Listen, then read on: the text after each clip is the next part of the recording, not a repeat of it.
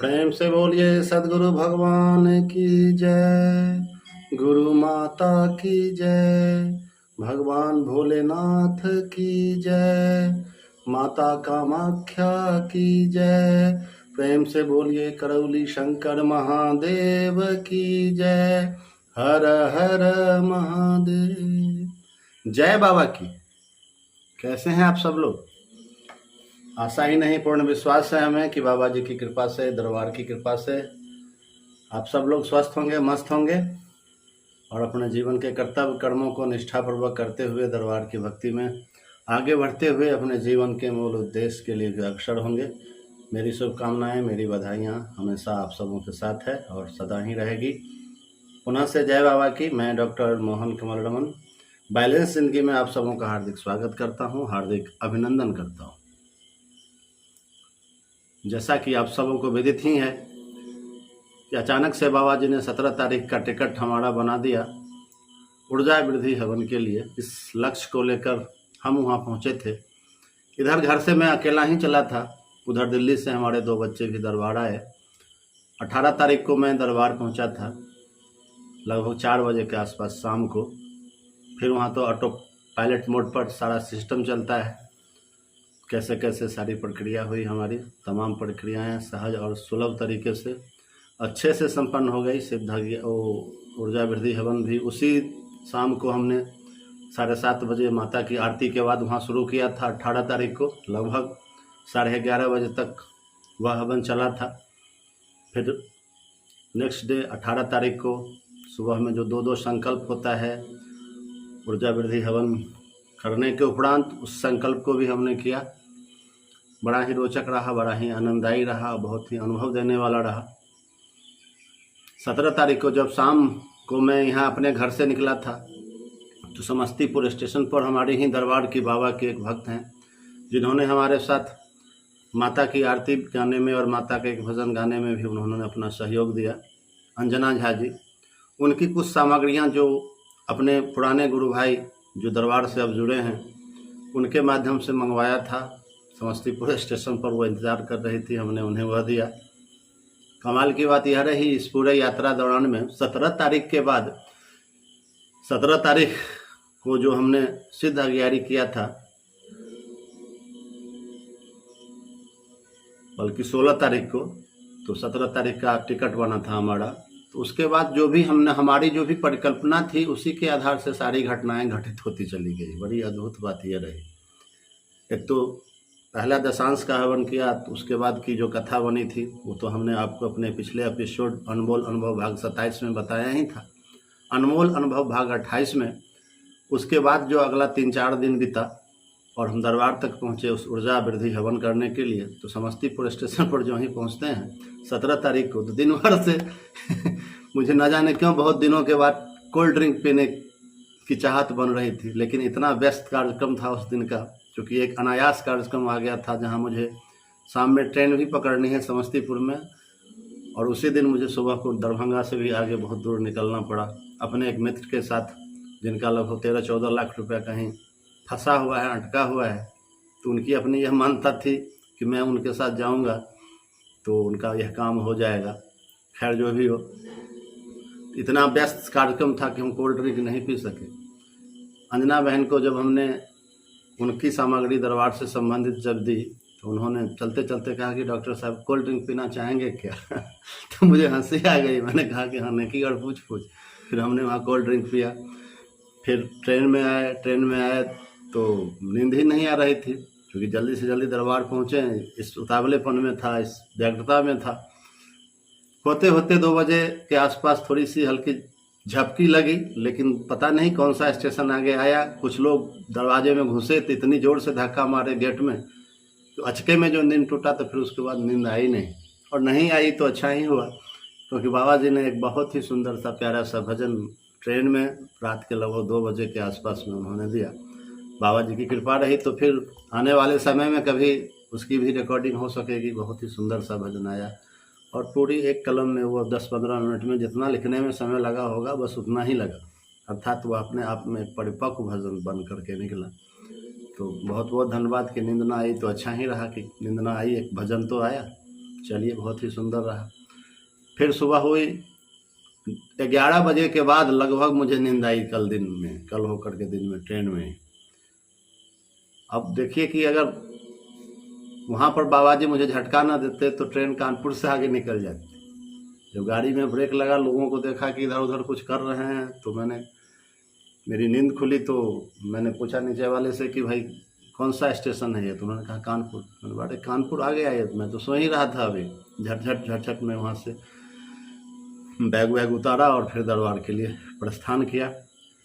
Station पर ही पीछे से एक बहन ने आवाज़ दे दिया कि प्रणाम भैया, जय बाबा की भैया। तो मैं पलट कर देखा कि भाई कानपुर स्टेशन पर जय बाबा की करने वाले कौन आ गए भाई। तो उन्होंने अपना परिचय दिया कि मैं मुजफ्फरपुर से हूँ और मेरे हस्बैंड ने कई बार आपसे बातें की हैं मोबाइल के माध्यम से, अपनी कुछ समस्याओं या कुछ मार्गदर्शन को लेकर के। तो बाबा जी की इतनी कृपा है कि अब जहाँ जाए तो दरबार के भक्त मिल गए, भाई बहन मिल जाते हैं। तो फिर मैंने कहा कि 1 घंटे का इंतज़ार यहाँ करना पड़ेगा हमें, चूँकि हमारे बच्चे भी आ रहे हैं। तो अगर आप 1 घंटे रुक सकती हैं तो हम लोग साथ चलेंगे, नहीं तो जैसी आपकी इच्छा। चूँकि शनिवार का दिन था तो हवन के लिए भी उन्हें शामिल होना था, तो उन्होंने कहा कि मुझे जाना चाहिए। तो मैंने कहा बिल्कुल आपका कहना सही है, आप ज़रूर जाइए। तो आगे आ गई। फिर हम लोग अपने बच्चों के साथ फिर आराम से नहा धो के आराम से निकले। जिस समय हम दरबार में पहुँचे उस समय हवन स्टार्ट हो चुका था।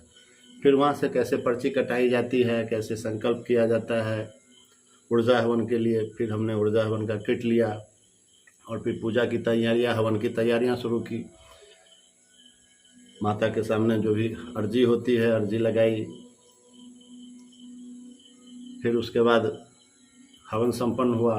फिर कल होके संकल्प हुआ। इच्छा बस यही बन रही थी कि गुरुदेव जी से किसी भी तरह एक बार दर्शन हो जाए। तो माता जी से हमने कहा था कि कितना बढ़िया रहता कि गुरुदेव जी से हम मिल पाते, क्योंकि गुरुदेव जी 19 तारीख को निकलने वाले थे। तो टोकन लेने के बाद भी वो नंबर आ नहीं पाता, तो एक यह समस्या थी। और फिर दूसरी समस्या यह थी कि बच्चे लोगों का जो टिकट था वह भी 3 बजे ही बन गया 18 तारीख को। अब 12:30 बजे के बाद तो हम संकल्प से ही फ्री हुए। फिर 50 पेशेंट बैठे हुए हैं, फिर गुरुजी पहले उनको देखेंगे, फिर बात ऐसे बनती। फिर मेरा कब नंबर आता नहीं आता, ये तमाम बातें थी। तो मन में एक संतुष्टि सी हो गई कि चलो गुरुजी से मिलना इस बार नहीं हो सकेगा।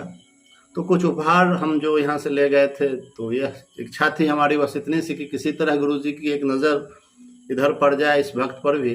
तो किसी तरह उपहार उन्हें समर्पित कर और एक भजन जो चलो नवराता आया है, माता ने बुलाया है, हवन जिस वक्त कर रहा था उसी वक्त स्टूडियो से वो बन करके हमारे व्हाट्सएप पर आया था वो। जबकि उस भजन को 1 आध हफ्ते पहले आ जाना चाहिए था, लेकिन नहीं बन हो पा रहा था। कहीं न कहीं कृपा अटकी हुई थी, बमाड़न और उस हवन के कारण ही अटकी हुई थी शायद। लेकिन जो ही आधा हवन समाप्त हुआ, लगभग उसी वक्त मोबाइल को हमने देखा तो उस पर मैसेज आया हुआ था, वो डॉक्यूमेंट आया हुआ था सॉन्ग का, भजन का। तो उस भजन को हम समर्पित करना चाह रहे थे और किसी तरह बस दूर से ही प्रणाम करके, बच्चों की भी ट्रेन 3 बजे थी, निकलना चाह रहे थे। तो इसी उधेड़-बुन में थे, कुछ बेचैनी में थे। कभी रेलिंग के पास जा रहे थे, कभी वहाँ से हट रहे थे। रेलिंग के पास जाते थे तो कुछ जो सेवादार थे वो पीछे जाने के लिए कह देते थे। सही है, क्योंकि सबका उनका भी अपना कर्तव्य ही है, हमारा भी अनुशासन। तो हम पीछे ही आ गए और खड़े हो गए। लगभग रेलिंग से 15-20 फीट की दूरी पर, 15 फीट की दूरी पर लगभग हम खड़े थे। उसी वक्त फिर कभी थोड़ा सा आगे बढ़ के भी जाने का प्रयास करते थे। इसी बीच में गुरुदेव जी की नज़र पड़ गई, शायद क्या पड़ी ही। उन्होंने आवाज़ दिया, डॉक्टर साहब अंदर आ जाओ। तो मुझे अपने कानों पर विश्वास नहीं हुआ। फिर दोबारा उन्होंने कहा, डॉक्टर साहब अंदर आ जाओ। तो फिर लगा कि अरे मुझे ही गुरुदेव कह रहे हैं। और अब समझ सकते हैं बात कि मेरी क्या स्थिति रही होगी। झटपट में वहाँ से अंदर गया मैं। हमारे बच्चे भी वहाँ बाहर में ही, हमारे इर्द गिर्द ही कहीं थे, तो बाहर ही रहे। फिर हम अंदर गए। फिर जब अंदर जाने के बाद कैसे गुरुदेव तक पहुँच सकें, कम से कम उपहार दे करके गुरुदेव जी को प्रणाम करके वहाँ से आज्ञा ले निकलने के लिए। चूँकि ट्रेन 3 बजे है तो कम से कम घंटा 1.5 घंटा पहले तो चलना ही होगा, तब जाकर ट्रेन पकड़ी जा सकती है। और यहाँ पेशेंट की इतनी भीड़ है, एक के बाद एक पेशेंट आ रहे हैं, तो हमारा मिलना तो बड़ा मुश्किल लग रहा था। बच्चे बेचैनी में थे और वो व्हाट्सएप से मैसेज कर रहे थे कि पापा किसी सेवादार से बोलिए, गुरुजी के सामने पहले जगह पर बैठिए, और मैं उन्हें कैसे समझाऊं। मैंने उनको मैसेज लिखा कि बेटा इतना आसान नहीं है यहाँ पर गुरुजी से मिल लेना, इस प्रोसेस से मिल लेना, जैसा आप समझ रहे हैं, जैसा आप कह रहे हैं, इंतज़ार करो। फिर कई बार उसने मैसेज किया थोड़ा सा आगे जाइए, चूँकि जितना जल्दी जल्दी वक्त बीत रहा था, 3 बजे का मामला था, अब समय बहुत तेज़ी से भागे जा रहा था, बहुत तेज़ी से भागे जा रहा था। तो मैंने कहा कि बस, उसके बाद मैंने कहा कि भाई आप लोग निकलना चाहते हैं तो निकल सकते हैं।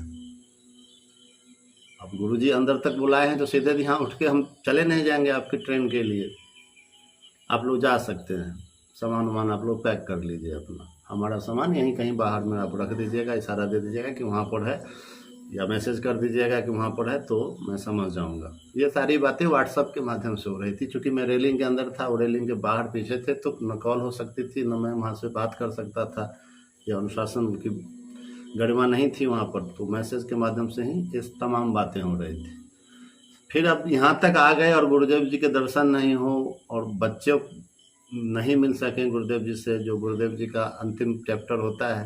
हालांकि इसकी आवश्यकता नहीं बताते गुरुदेव की, आपने ऊर्जा हवन कर लिया तो तमाम बातें आपकी हो जाती है, उसके बाद मिलना कोई आवश्यक नहीं होता है।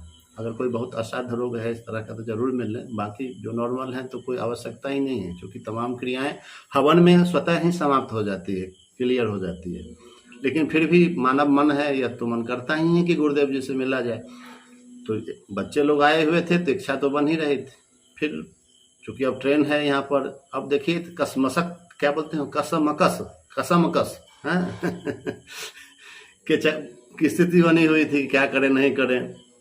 फिर बाबा जी की तरफ, बाबा जी के समक्ष बैठे ही हुए थे सामने, कहे बाबा कोई उपाय लगाते, क्या अच्छा रहता कि ट्रेन लेट हो जाती ना कुछ 1 आध घंटे भी, तो शायद गुरु जी से बच्चे लोग भी हमारे मिल पाते। फिर उसके बाद कुछ देर के बाद जब मैंने सर्च किया my train, where is my train application को, देखा कि भाई उस ट्रेन की स्थिति क्या है जो दिल्ली जाने वाली है, तो ट्रेन लेट होना शुरू हो गया, आधे घंटे, पौन घंटे, 1 घंटे। और अब गुरुजी अब मिलेंगे तब मिलेंगे। फिर मनीष भाई आए, फिर और भी 1-2 सेवादार आए, उन तमाम लोगों से मैंने रिक्वेस्ट किया कि सर जी मेरी ट्रेन है 3 बजे के आसपास, तो इंतज़ार के लिए बोल रहे थे। उनकी भी अपनी मर्यादा है, अपने कर्तव्य हैं, तो ऐसा कुछ मैं नहीं कह सकता, सही ही है। 3 से 4 हुई ट्रेन, 4 से 4:30 हुई, 5 हुई, फिर भी गुरुजी नहीं मिल पा रहे हैं। फिर अंत में गुरुजी से बाबा से कहा कि बाबा फाइनली इसको 7 बजे तक कर देते ना ट्रेन लेट, तो बड़ा ही अच्छा रहता, गुरुजी से कैसे भी दर्शन हो जाते। लेकिन बेचैनी बढ़ती जा रही थी, क्योंकि बच्चों का प्रेशर आ रहा था, तो बेचैनी बढ़ती जा रही थी। इसी बीच में गुरुजी एक पंक्ति को 4-5 बार बोले, 4-5 पेशेंट पर, कि आसमान में सब लिखा होता है। देखिए कुछ अनुभव ऐसे होते हैं जो यूं ही मिल जाते हैं, अगर शब्दों को ध्यान से देखा जाए। कहा जाता है कि शब्द ही ब्रह्म होते हैं, आसमान में सब कुछ लिखा होता है, मैं पढ़ना जानता हूँ। ये जब 4-5 पेशेंट को उन्होंने लगातार बोला तो इस पंक्ति की ओर मेरा ध्यान गया, और फिर मेरी बॉडी बिल्कुल न्यूट्रल हो गई उस वक्त। मैंने कहा जब गुरुजी ये कह रहे हैं कि आसमान में सब लिखा होता है, जो सच है, और इससे मैं पढ़ता हूँ, यह भी परम सत्य है, तो जब आसमान में सब लिखा ही हुआ है, गुरुजी पढ़ते ही हैं, तो मेरे अंदर जो बेचैनी है यह भी आसमान में लिखा है, और गुरुजी इसको भी पढ़ रहे हैं, तो मैं क्यों बेचैन हो रहा हूँ? जब देखने वाले देख ही रहे हैं, पढ़ने वाले पढ़ ही रहे हैं, तो मैं क्यों बेचैन हूँ? बस उस समय मैं न्यूट्रल हो गया बिल्कुल। और फाइनली उसके बाद ट्रेन जो लेट होना शुरू हुआ, तो 3 बजे की ट्रेन का टाइम 6:30 बजे तक चला गया, और वास्तव में 6:30 बजे के बाद ही वो आई ट्रेन, और मेरी 7 बजे थी अपने घर वापसी आने की। तो अर्थात हम दोनों बाप बेटे आधे घंटे के अंदर में ही हम लोगों ने ट्रेन पकड़ा। फिर चलते चलते हुआ क्या कि सारे पेशेंट क्लियर हो गए। इसी बीच में जो मैनेजर साहब हैं गोपाल भैया, वो गुरुदेव के चैम्बर में जाते हैं और वो कुछ बोलते हैं, तो गुरुदेव की कुछ वाणी आती है वहाँ से, अच्छा लंदन से आए हुए हैं, शायद कोई गेस्ट लोग लंदन से आ गए थे या क्या। तो फिर उन्होंने कहा कि वनडे वाले भी तब तक आ गए थे, तो गुरुजी बोले कि चलो अब 10-15 मिनट के बाद इन लोगों को देखेंगे।